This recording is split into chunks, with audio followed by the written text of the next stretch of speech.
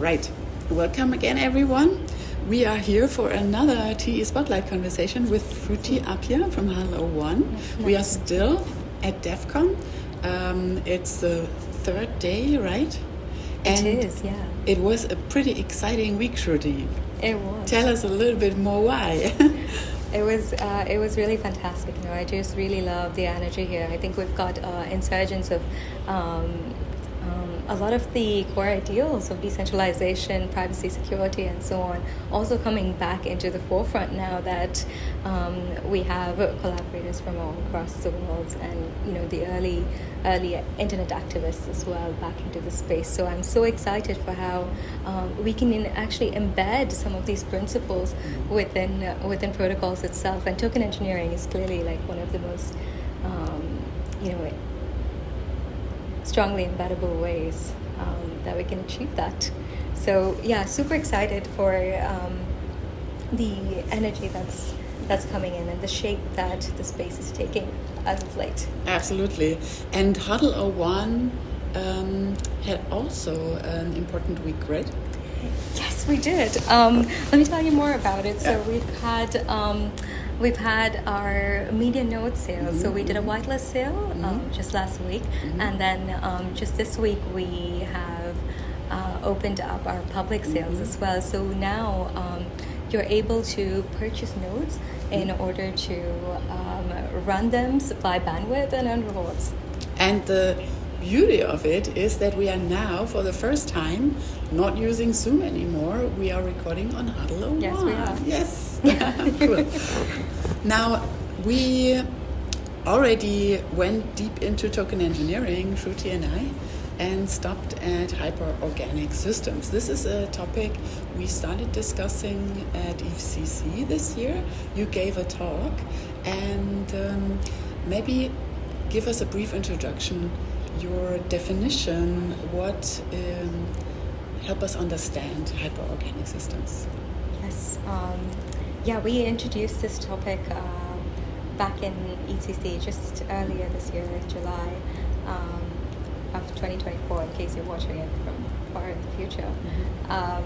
Hyperorganic systems are essentially systems that employ self-modifying and self-updating protocols in order to ensure that the core functions of the system are preserved over time. So it's all about like sustaining the core functions over time and ensuring that these functions are not compromised. So one of the most relevant examples that I like to bring up in these conversations is the one of Bitcoin.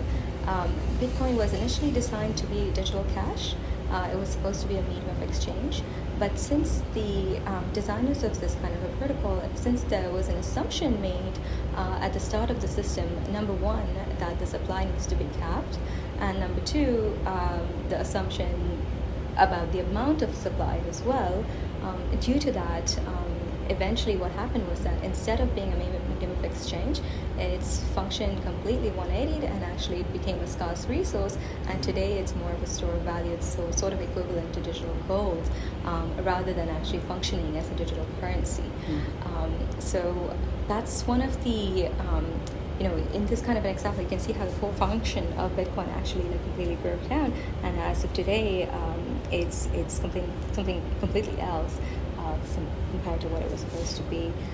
Whereas if Bitcoin were on a hyperorganic protocol, then this hyperorganic protocol, the hyperorganic system, would have modified the supply in order to respond to all the excessive demand that's coming towards Bitcoin, and thereby ensuring that it continues to be digital currency rather than its utility actually shifting to more of a store of value.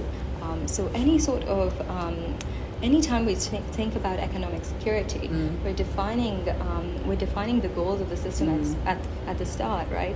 And if we are sure that we want specific outcomes, essentially those are the goals of the system, we want to also ensure that we're preserving that throughout the lifetime of the system. So this is the one that we continue to modify the protocol in such a way that the goal and the outcome is continually upheld, rather than just setting the system at the start and letting it run and take whatever shape. Right. I mean, in the case of Bitcoin, one might say the today's how Bitcoin functions and how investors are using Bitcoin to have another asset class, basically, to invest, is probably also added value to the financial ecosystem. So no, it's not that everybody is just unhappy with the result, but I get your point. So we define the system's objective, and these hyperorganic systems adapt according to what we can measure and understand from what's going on in the system, and then continuously optimize towards a certain objective. Yes. Now, this sounds this is the future. I would like it to be. Yeah, how it should be. So, could we make this happen? Yeah, there are so many innovations that have happened across the recent years, especially as we become more aware of actually what's happening on chain. So with the increased ability for us to integrate sensors within the chain, so that they're basically the data collectors. So we need the ability to essentially sense information that's happening on chain, then the ability to process that information, and then the ability to actually make decisions of what to do with that information. So there are three ingredients here. One is really good data collectors. So those are essentially any sort of signals that you can use that are high integrity as well. Then the second one is processors. So those are basically any kind of intelligence that you can actually input into the system. So with the advent of artificial intelligence, I think that we can actually segregate a class of problems where we have definitive objectives for. We know what outcome is actually desirable, and those kinds of problems is actually okay to delegate to an external intelligence to be making decisions on. And then finally, the decision-making part as well is intelligence as well.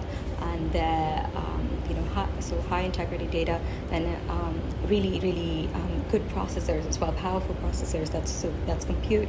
And then finally, we've got intelligence to be able to make decisions and update those protocols. Right. So some of it is realizable even without the intelligence part. So even if we don't want to make very complex decisions and we just want to do simple decisions, then we don't even need the intelligence aspect, and we can basically just make use of the other two powerful processes and high integrity data. And so that's some of the things that we have already realized in a hyperorganic way. Those look like that. Right. Now, of course, when it comes to more complex decisions to be made or more complex changes to the system, today we think about governance and protocol updates that are either decisions to be taken in a governance process or via updating to a new version of the protocol. Could you give us some classes of decisions where you see hyperorganic system designs feasible today already, and maybe most appropriate? Yeah, absolutely.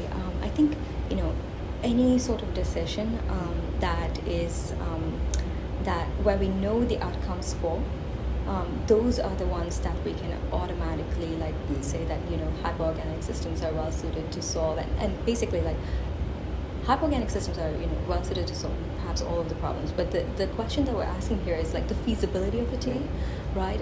And in terms of feasibility, the class of problems that make sense to be already delegated to a self-updating protocol is essentially the problems that we know definitive outcomes for, where we all have a common agreement that this is the thing that we want, this is the objective that we're trying to achieve.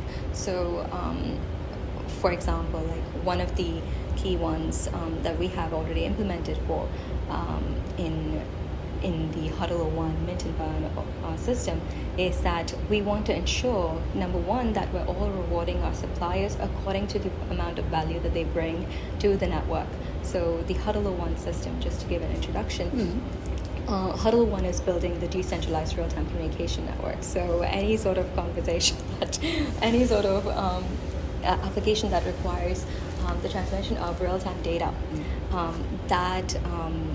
that is achievable on this network. So we have a two-sided marketplace. It's a prosumer marketplace, so producers can be consumers as well.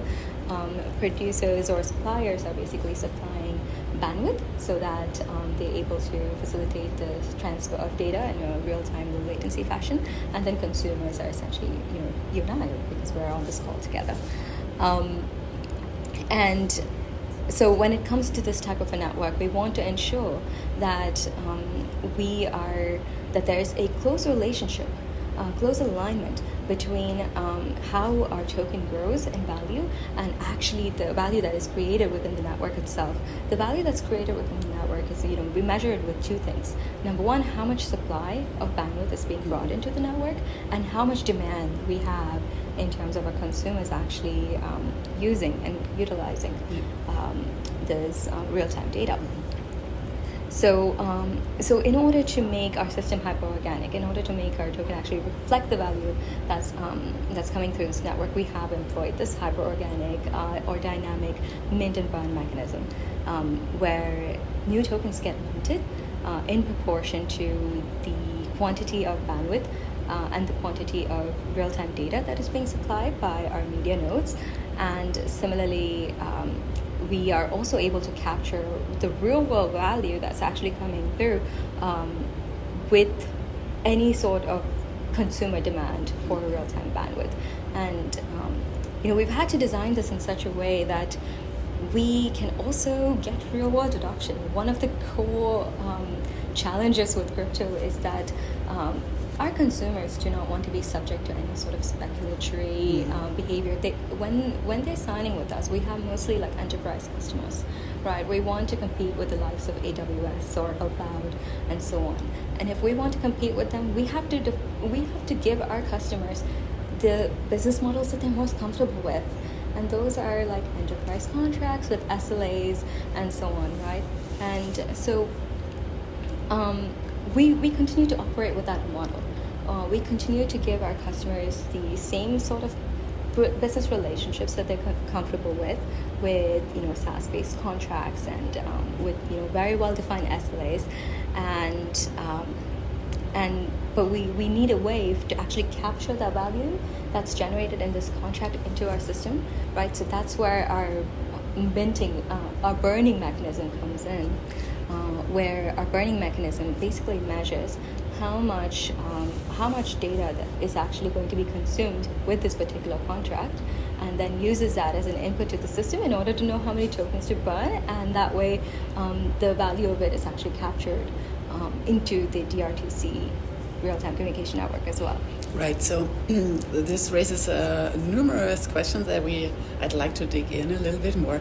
Now, let's look at the demand side first. You say dynamic burn. Mm-hmm. So could we think of the more demand we get from the client's consumer side, the more tokens will be burned? So general, this is the idea. That's the summary. You captured it beautifully. But then, in let's say in a static system design, we'd have a certain proportion or percentage of tokens to be burned.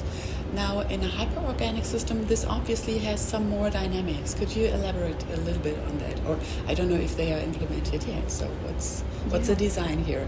What sets them apart from static system design versus hyperorganic design? Yeah, absolutely.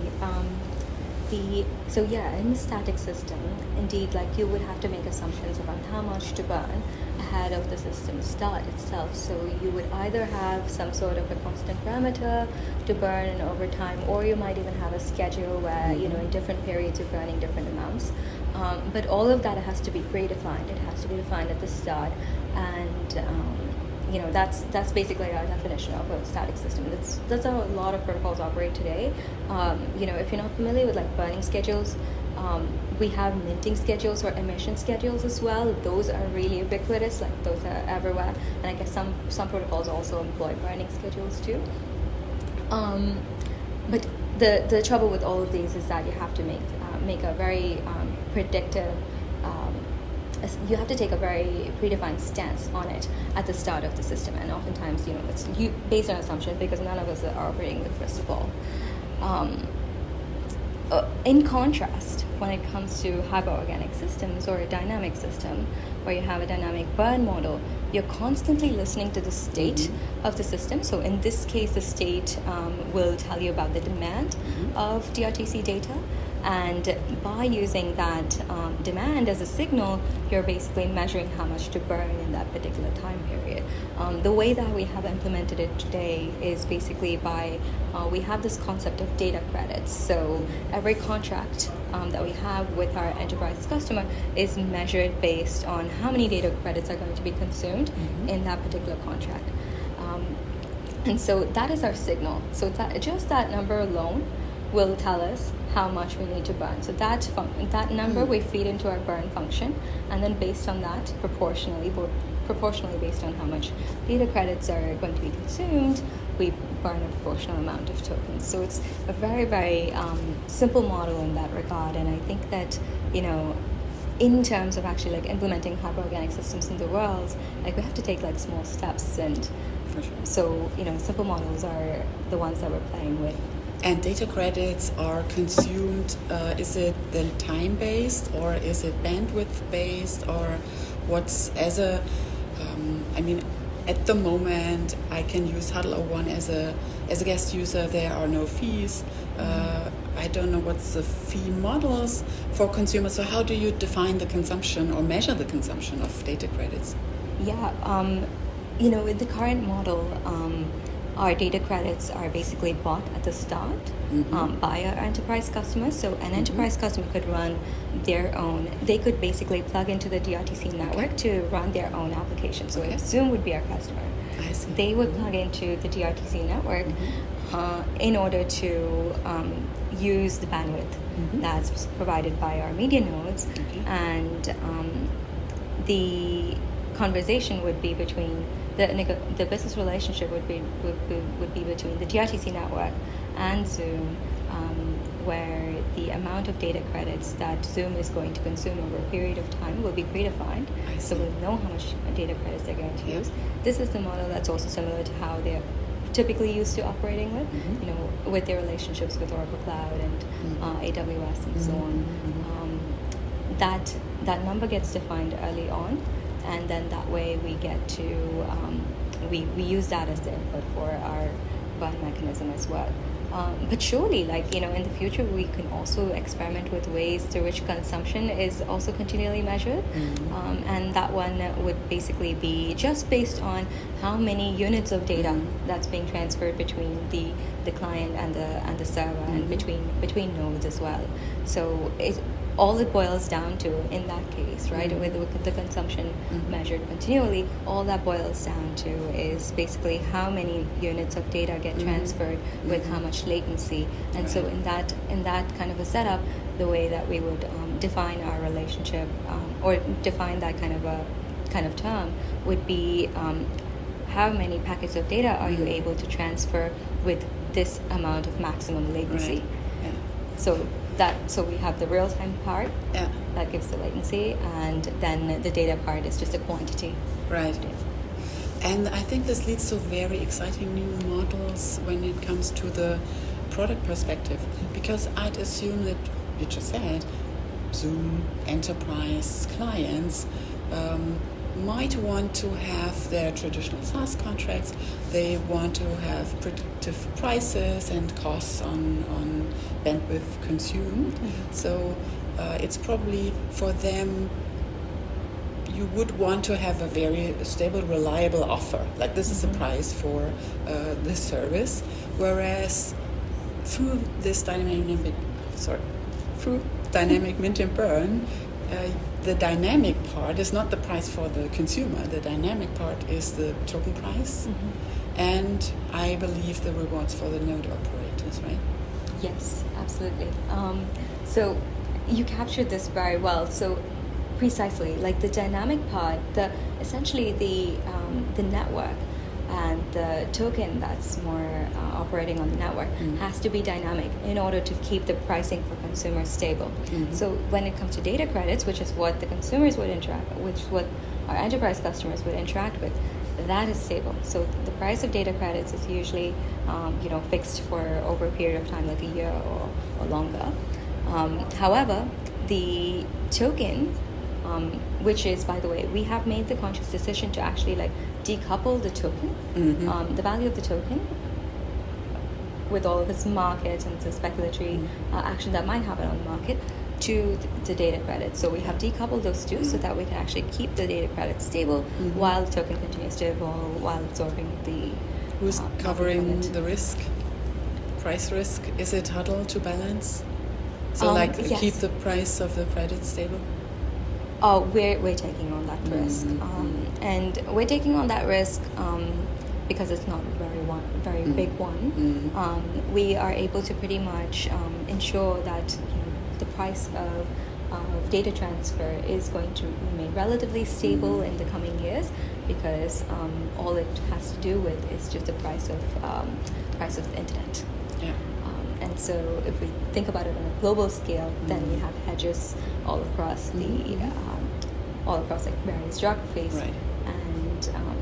And so it's not a very big risk from the economic perspective at all. So we're taking on that risk in order to keep that data credits price stable while absorbing the value that's generated from demand into the token itself. Right. What's the reward structure for the node operators? Can we dig in a little bit here as well? Yes, absolutely. I think this gets interesting because a lot of times we get asked questions about how we're distributing the nodes all across the world and so on. So we've made sure to actually try to program. My viewpoint is that we have to, as much as possible, we have to programmatically ensure that the future behavior of the system. We have to ensure that it behaves in a certain way. And so basically protocolize everything, right? And so we reward our node operators based on several different scores. Okay. We determine some of these scores ahead of time, so before the meeting or the media is even happens, and then some of it afterwards. So that's based on the call itself. So when it comes to the predetermined scores and predetermined variables, we measure across various things such as their historical operation. So that's basically an objective way of measuring their reputation, how long they've been in the system, how well they have behaved in the system. That is one of the scores. Then we've got the location score as well. So this has to do with where this particular node is located with respect to other suppliers. So if they are located in a zone where there's lots of other suppliers, then of course they're going to be earning a little bit lesser. However, we've got the coverage score as well. So if they're the location score, if a node is located in a particularly remote area where there's not a lot of other suppliers, then we also ensure that we're distributing our nodes all across the world and ensuring that there's good distribution, even in remote areas and so on. And then we've got the coverage score, which basically measures very similarly to the location score. It's the respective location of the particular node with respect to the demand side. So if it's located in a hot spot where there's lots of demand for bandwidth, we can think of it in terms of a big city, lots of people are having calls, then that node will stand to earn a lot more just due to their location, which enables for them to be able to give really low latency calls to everyone within that city. And then finally, of course, we have things such as uptime and availability scores. Availability score is basically communicating to the uptime of that particular node. So if that node is very reliable in terms of its availability, then it gets a high availability score. And finally, we've got the post-determined variables as well. So once the call actually happens, then we also need to measure a few things related to the quality of that particular call. So actually what happened in the call with regards to latency of data transfer, and also the amount of minutes that were actually used in that call. So the minutes one, really it boils down to the amount of data that was transferred. So we use minutes to get bit rate, and then from bit rate we're able to just get the number of data packets. Okay, and is then these scores, are they transferred to kind of a priority access, or rather price, or how do you translate this to the actual rewards? Yes, we have our media node reward function, and I like that you mentioned priority, because we do weigh, we give like different weights to these scores depending upon their importance to the network. And so within the media node reward function, we have a weighted sum for some of these factors, and also we've got the more crucial factors are applied directly to the function as well. So essentially the media node reward function, there's a unit reward, which is essentially a sigmoid function that makes a combination of all of these scores and applies it to a sigmoid, and then we multiply that unit reward times the number of data packets in order to get the total reward for that particular role. Simplistic in the sense that if you abstract it out, it's simply a sigmoid function that's applied to a quantity, but we're able to, even though the model itself is simple, we're able to capture various factors that actually would come into the picture when it comes to node distribution, when it comes to the history of operation of nodes, and so on. And at the moment, as far as I know, the rewards itself, so how it works is at the early stage, so you didn't implement additional aspects like staking for node operators, or maybe other services that might be put on top. But I'm sure there are a lot of first ideas. There are. Yes. We do plan to. Node operators are very top priority, because they are literally like building out a significant part of the system, like one side of the system with us, right? Without suppliers of bandwidth, there wouldn't be any marketplace. So node operators are our top priority. So we're always like thinking of different ways through which we can reward them perhaps more, have them be able to participate in the protocol as well in a deeper fashion, so governance. So the ability for them to participate in these protocol updates as well, so that would be governance. Anything that doesn't fall within the hyperorganic, a self-updating protocol level, we will be subjecting those kinds of policy decisions to just human governance. And secondly, we also want to introduce staking at some point as well. All of these different things that we will be bringing into the picture, they will all be in the form of different kinds of rewards. So while we do have a media node reward function that's rewarding them solely for the supply of bandwidth, if they want to participate in a staking subsystem, then there will be a staking for media nodes reward. Similarly, if they want to participate in a governance system, then we will be able to give them voice in that kind of a system as well. So all of these will come in as basically like new modules, new subsystems to our core marketplace, and super excited as well for the future. Yeah, and super excited to see how this further evolves. What are you working on at the moment? So what's your most important token engineering challenge to solve at the moment? I mean, this goes back to I think the ability for us to implement and employ these these hyperorganic protocols is really what I'm concentrated on. In particular, I'm really interested in extracting that class of problems that we'll be able to solve hyperorganically. Okay. We did explore with the hyperorganic, with the dynamic mint and burn mechanism. That is one problem that's, we for sure know that we want to create this sort of, we want to create essentially a system where there is a token that needs to capture the value that's coming from the supply and demand, while at the same time keeping prices stable for our end users, for our enterprise customers and end users as well. Like, this is an outcome that we know for sure that we want in our system, right? So similarly, are there other problems out there? that we can also apply these kinds of protocols to. Right. One of the other ones, I'm sure you're also very familiar with it, Angela. Like that one was with the risk-adjusted bonding curves, and so these were essentially these protocols that were meant to continually update the risk of a particular investment, and then update the risk in such a way that that risk gets embedded within the price of the investment as well, and the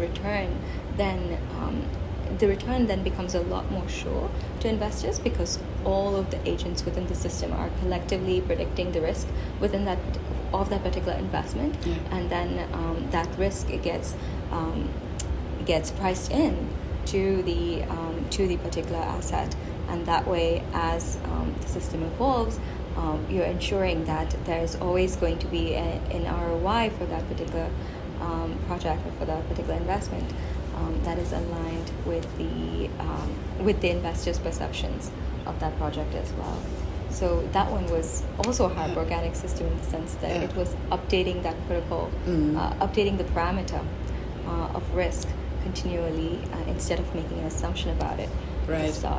I was just thinking that I see definitely a way to link or to build this bridge between the stable token prices and upside of token holders and investors in this system that might be captured via risk-adjusted bonding curves or other mechanisms, so that we achieve both without, let's say, putting all the risk on the protocol itself, or just a too static way of linking these two ideas, like the objective of a stable price and upside for token holders and also for node operators.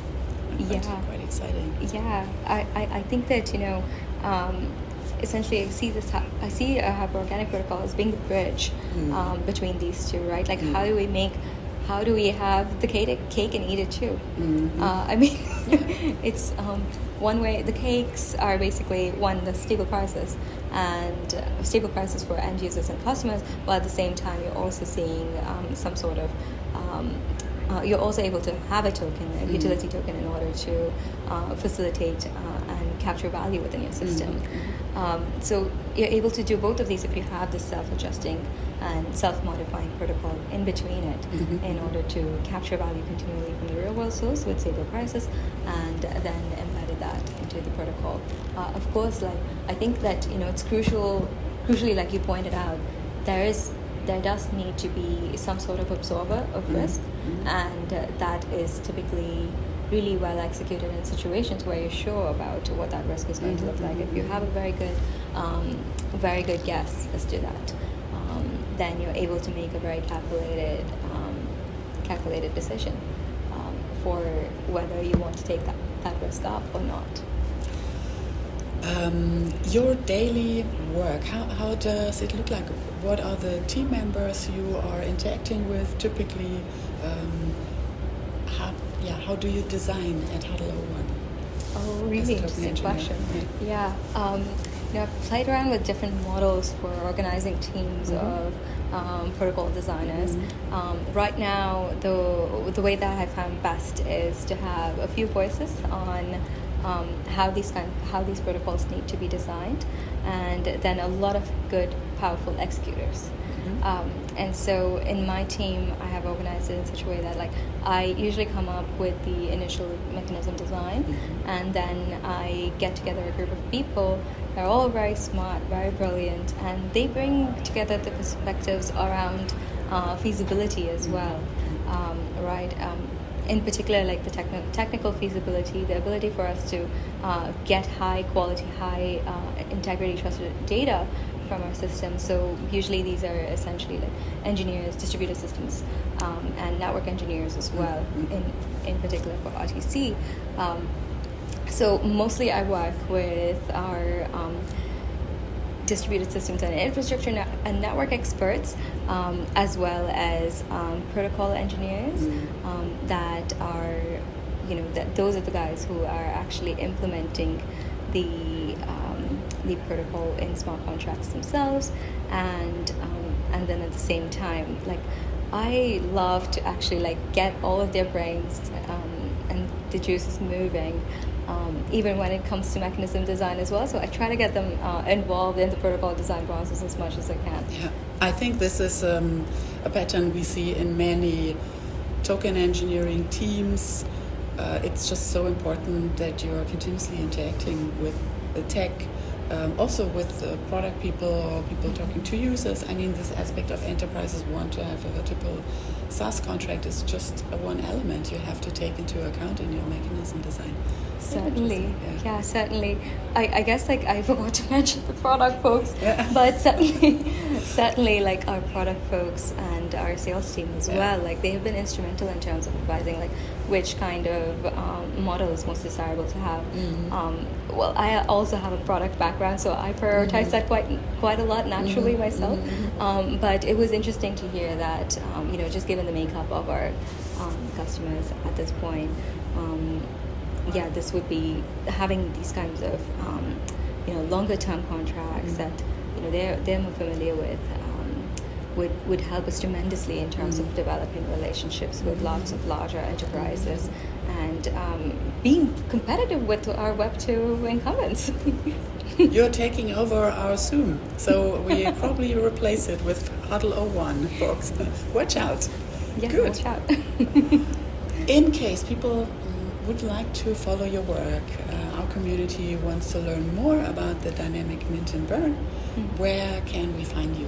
Where can we find your work? Yeah, so the white paper would be perhaps the most comprehensive source for the mint and burn mechanism. We also have, I've also outlined the philosophy for hyperorganic systems, why they're required.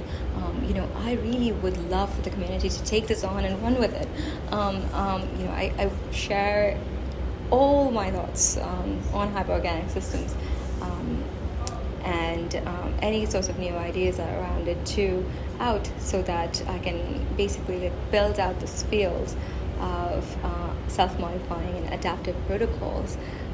So please do apply it to your systems, regardless of whether it's for just minting and burning, or explore other things as well, right? Like, can you apply an adaptive protocol to something besides minting and burning? That would be really cool to see.